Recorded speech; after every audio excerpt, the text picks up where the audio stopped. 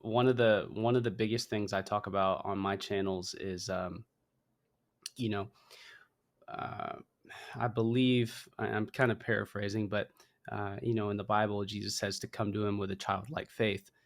I don't know that it says to stay at a childlike faith. You know what I mean? Where you don't necessarily question things or try to develop a deeper understanding. I don't know that that is the path that we're supposed to take. But I think for those of us that want a deeper understanding, well, when you approach reading the Bible, you have to decide, okay, am I going to believe that everything is literal, which I don't really even understand where that way of thinking comes from. When people are like, no, everything in the Bible is literal, and oh, if I got in a conversation with somebody like that, I could spin them up in a web so easily because it's not practical to think that everything in the Bible is literal, or you can think that, okay, well, maybe Genesis through a little bit of Exodus is, and some of these stories that take place a very, very, very long time ago. Maybe some of it is a bit poetic in nature, and maybe it's not exact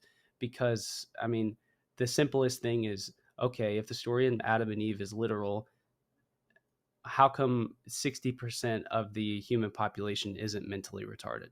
Right. You know, By breeding with their sister or that's their brother. that's it. Yeah. That's it. That's all you have to do, and then I'll talk to people and they go, "Oh, well, biology was different back then."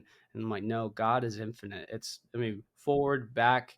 I don't think that he changed the biology based on that. And he really does not like um he really does not like incest. You can read about it multiple times in the Bible. He's not a fan of incest. So, I don't buy the creation story in the literal sense. I think it's really poetic Right. and sort of metaphorical. And a lot of Um, theologians would agree with you.